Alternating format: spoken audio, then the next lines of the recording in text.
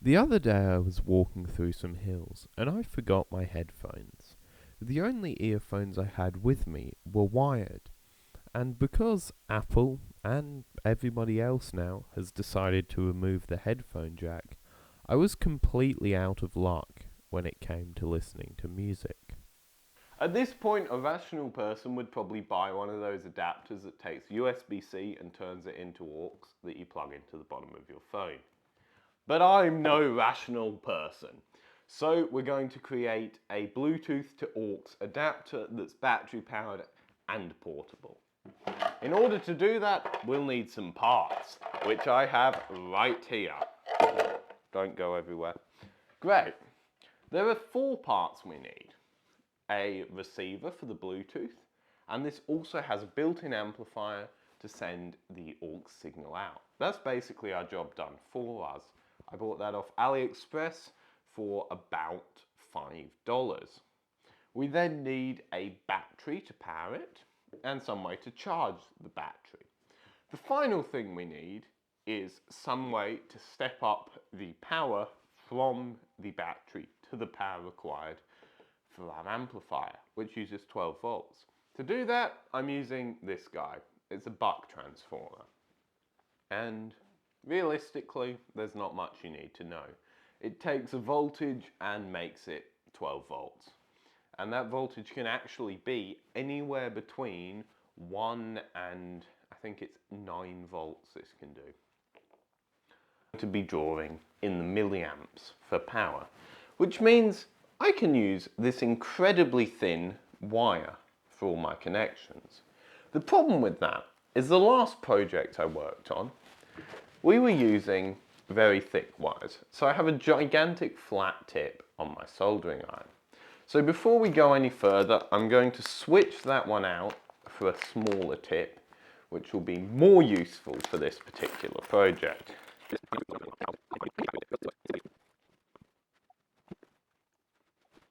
With the new tip installed, we can heat up our soldering iron. And I'd recommend heating it to about 350 degrees Celsius or 660 degrees Fahrenheit. The first step in creating this project is to get a power system. And in order to do that, I'm going to use this 18650 and connect it up to this USB-C 1S charger and BMS system. This is great.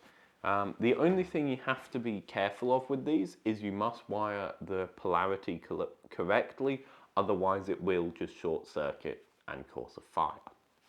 So in order to wire it correctly, we wire the positive from our BMS system to the positive of the battery and the negative of our charger slash BMS system to the negative of the battery. That way, there's no problems. To begin with, get your wires. Now, if you're using thicker wire, you may need pliers, but for this thin stuff, I just wrap it around my fingers and break off the lengths. Just be careful, you can hurt yourself doing this, so I would recommend using scissors if you have them, but I don't. With our sections of wire, we then want to strip off the ends. Again, with these small pieces, you can use your fingernails, but on larger pieces, you may want to get wire strippers. Once you've cut all the little sections of wire, you want to solder onto these pieces. So remember, negative to negative, positive to positive. You may need flux for this if you don't have solder with flux in it already. With the battery, you do want to add a little bit of flux to the end. Otherwise, you will have an exceptionally hard time melting anything. Next, flip it over and attach your wire to the other side. We now have a BMS and charging system. And theoretically, on these 2 points here, we should get positive 5 volts. And if we plug it into a USB-C port, we should be able to charge the battery. While we're waiting for that to charge, we can do the rest of the power circuit. So I want to solder the positive and negative terminals to the back of the board here, where the barrel jack is attached. But in order to do that, I need to know which is positive and which is negative. So what I'm going to do, I'm going to take my two wires and solder them on. And now I'm going to connect these up to power and see which one makes it turn on. And I actually did wait a little bit of time, and I've fully charged up the battery now so we can test this out. But before we can do that, we must wire in our voltage converter. So this is going to be wired in to the 5-volt terminals on our board, making sure again that we wire positive to positive and negative to negative.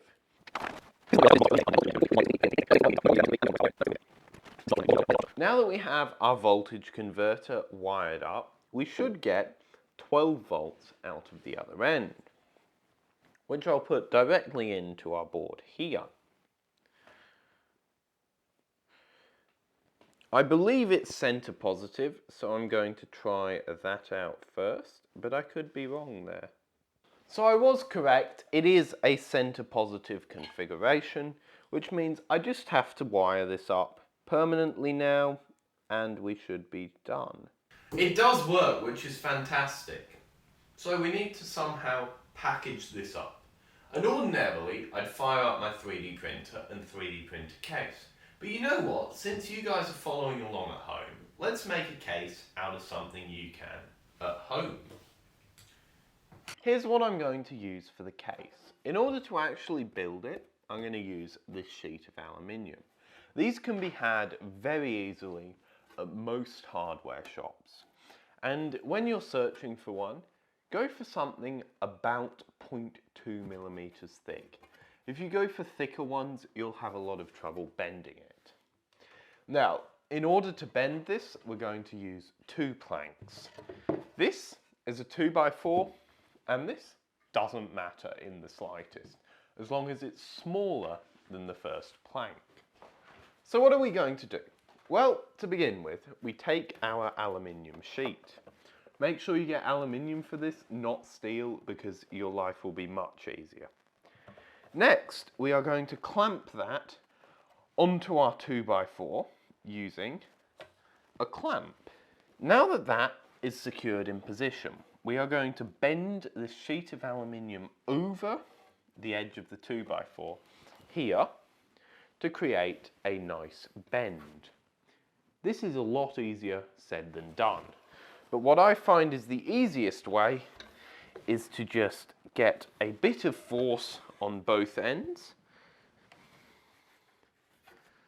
and just continue to push until eventually your board will start to bend. Just like this. We're trying not to bend the main bit of the board, only the core. Now, if you're perfect, it will be perfect. But most of you probably aren't.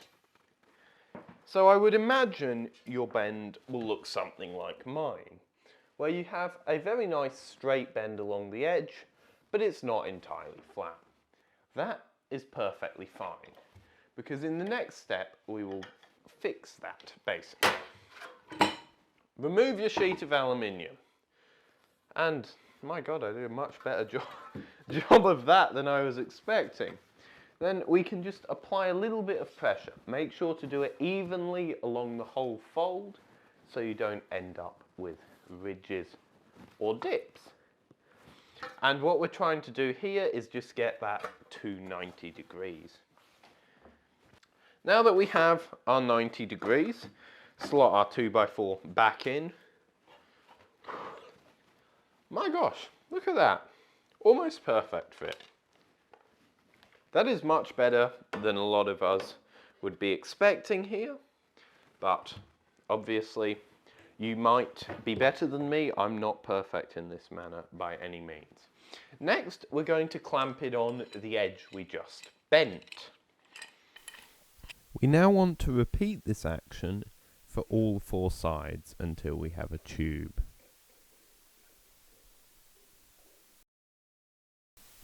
After I have made it into a tube, I drilled some holes in one side of it, through which I will attach pop rivets to secure the tube in position. After that, I cut it to length, so it was exactly the right length to fit my circuit board. I then deburred the edge, and you can do this using a Dremel or a file, depending on what you have at hand. At this point, it was basically complete. I just had to fit the internal electronics inside using some glue to secure them in position. So, I've plugged this in to the Ampeg BA108, and all I got to do is press play. I've got one song loaded on it. Please work.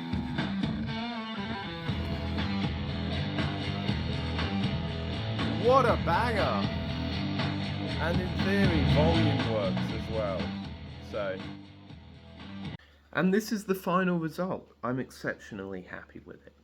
I did distress the aluminium with some sandpaper because I think that's a much nicer look. That being said, you could absolutely skip this step if you prefer the normal steel. Something I did discover about this is it has a USB port in it. And when I plugged a USB stick in, it turns out you can use it as an MP3 player when a USB stick is plugged in. Oh, and for those wondering, everything is securely affixed inside. I used some very strong glue. The particular glue I used was some serious glue because I'm serious about the components not going anywhere. But if you are following along at home, please let me know how you did and show me your final products because I'd be really interested. As for me, I now have a solution which fits in my pockets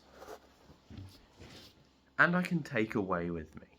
If I redid this project in the future, I would probably add a power bank feature to this and maybe a couple more batteries so it's easier to carry around with me as something I might want.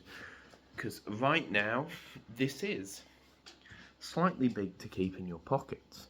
That being said, if you have an older car which doesn't have Bluetooth, one of these could be a great way for you to still be able to listen to music.